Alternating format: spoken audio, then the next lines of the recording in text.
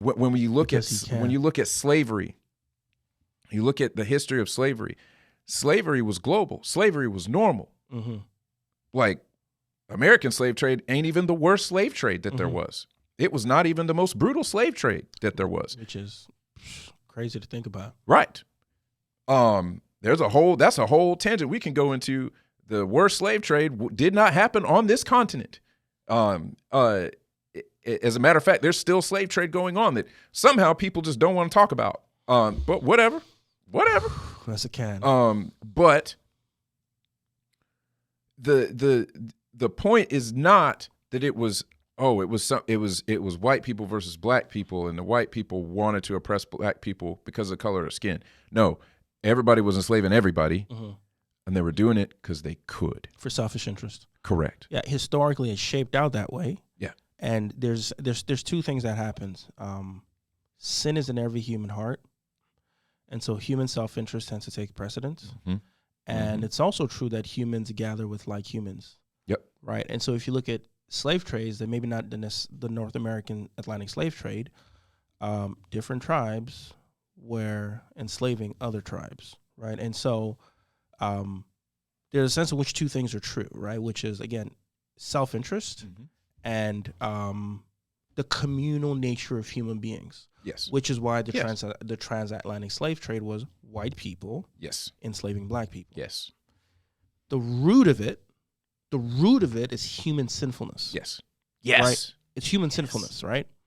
Because I can extract value from you, I will do it. I will do it. And then layered on top of that is the fact that, and I have affinity with these people who look like me, and we're all aligned. Like there's a measure of self-interest and communal interest. Like both things are operating at the same time, right? That's right. And so that's why I think both parts are important. Like, yes, the transatlantic slave trade, I think industrialized slavery in a way that hadn't been industrialized up until that point. In as much as there were brutal forms, it's just like it was taking a horse and carriage and throwing a supercharger engine on there. It's like cars are much faster now than they were before. You get what I'm saying? There's a sense in which it takes on a different ilk because it just made the process so much more efficient, for lack of a better word. Yeah. And so, yeah, the two things are true where I think I hold a view that I don't know I vocalize publicly just because it seems so. Anyways, I think I'll say it, right? In God's providence, white people happen to be the ones who had enough skill, expertise to industrialize slavery. In God's providence, do I think there's something innate to the white person that makes them predisposed to do that? I don't think so. I think in an alternate universe, if in God's providential will, black people happen to be the one, go ahead and say it, bro. I think we would have done the same thing. We would have done it. Bro, that perspective that you have right there is exactly what I reached. And that conversation is so hard to have with people because they've sold themselves the lie, which is actually a racist lie. It is. That because of the melanin count in my skin, I am somehow a better person and would never have done that. Inherently, and you're not. That's right. If it was alternate universe and God had decided to allow black people in Africa to generate the kind of technology. Yeah, that's what I'm trying to say. Based on the history, we can look at the history of what we did to each other. Yeah. We would have been just as evil. Because the root of it, and this is where without a biblical worldview, it falls apart. Correct. Because you can only get here with a biblical worldview. That's exactly right. Because the root of it is sin. It's sin. That's the answer. The gospel is the answer because that's the only cue for the root, which is sin. It's amazing, man. It is amazing to me. You are literally the only other black person I have ever heard say that. Yeah. I have not even vocalized that because to get to the point of getting to vocalize that in a conversation with somebody on this is so difficult. because there are probably a couple of chairs that have been thrown at you already. Right. You know what I'm saying? I know like some people have tuned out and aren't hearing anything else. Without a fundamental understanding of Jeremiah 17:9, that the heart is deceitfully wicked above all things. Who can understand it? Without an understanding that all flesh is as grass, without an understanding that all have fallen short of the glory of God. All, my brother.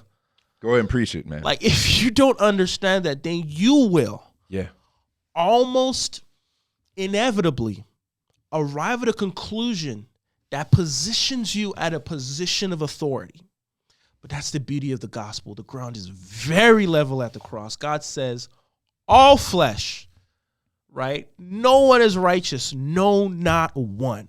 And so I can look at how history has turned out and lament the fact that white people enslaved black people en masse and say that was wrong, that was wicked, that was sinful. You get what I'm saying? And say like, bruh, if we were in the same position, we probably would have done the same thing. Without question, bro. Without question, we do the same thing. Without question, we wind up doing the same thing. And that's exactly right. That's exactly right. And that's why when I get into these conversations, what I find is that there's a delusion about the nature of man. And there is a lack of understanding of human history from God's perspective that he's given us in the scriptures.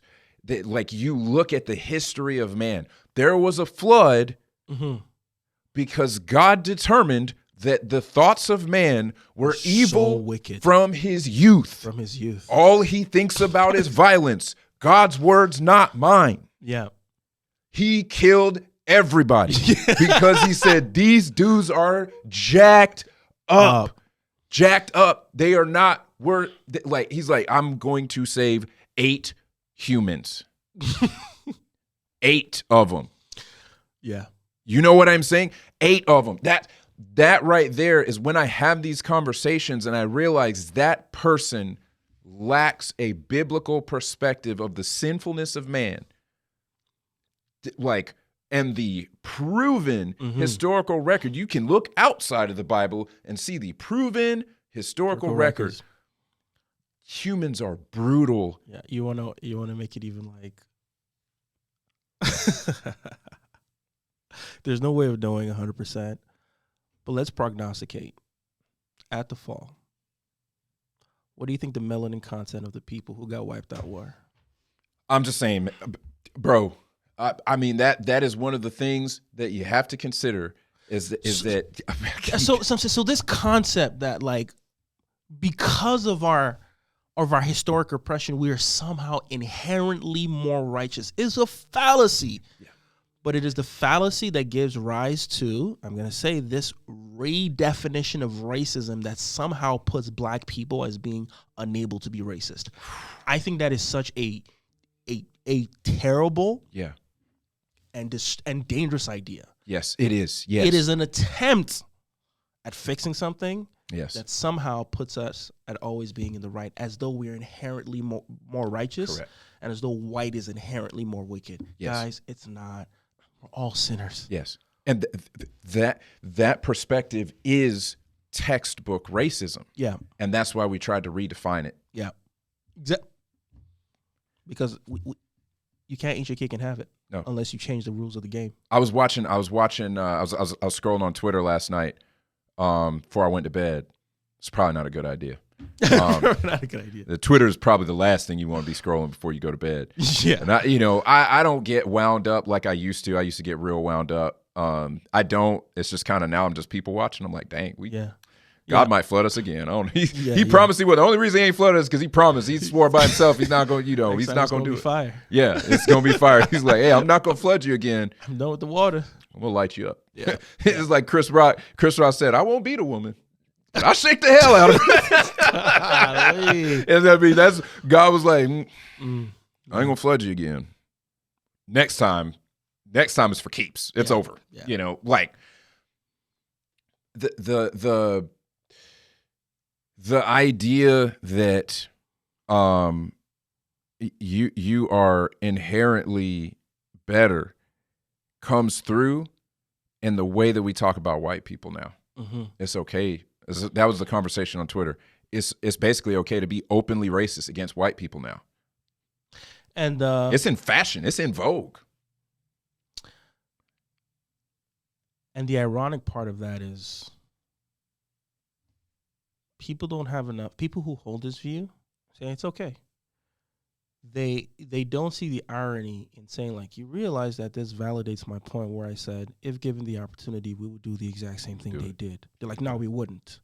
But, bro, you really are doing the same thing right now. And the fact that, like, sin doesn't justify sin. That's right. The fact that this was your history doesn't give you the right to now do the same thing that was done to you. That's exactly right. And that it is a in some ways it's a response. Which, I'm so sorry to cut you off. No. Which is the root of how the transatlantic American slave trade started. How was America started? Dang, we cancel, bro, because you spitting too much truth now. No, bro. Like this is why at the root of it, brother, it's sin and it's a biblical worldview. Because how did the U.S. and Canada started? Oppressed people groups fled the British Empire. Why? Because they were being oppressed, they were being enslaved, and they desired freedom. There's something within them kicked against the idea, which is why, whether or not they lived up to it, what does the U.S. Constitution start with? We hold this truth to be self-evident that all men are created equal. They said this because they believed this, because they were fleeing oppression. And then what did they end up doing? Oppress other people. Boom. And how can they justify this? How can they say we hold that all people are to be created equal and then go treat someone unequal? Why? By changing the rules of the game. By saying, well, these people technically aren't really human beings. They're 3/5 of a human. You have to change the rules in order to justify your sin, which is what we're doing now. Bam. So the whole adage, hurt people, is rooted in the fact that it's human sinfulness. And so you, person, saying it's okay to be racist to white people, but we would never do the same thing, don't realize that you're changing the rules of the game and are in essence doing the exact same thing that made white people hold these two contradictory things to be true. All men are created equal, but we can enslave black people. Well, we can because they're not really fully humans. Like, you're doing the same thing. So real quick. Which is why you end up in this circular vortex of wickedness unless you go to the root that says humans are sinners. All humans are sinners and Jesus is the answer. Go on, bro. Bam. I'll admit it. Yeah, I get it. You been holding me down for a minute.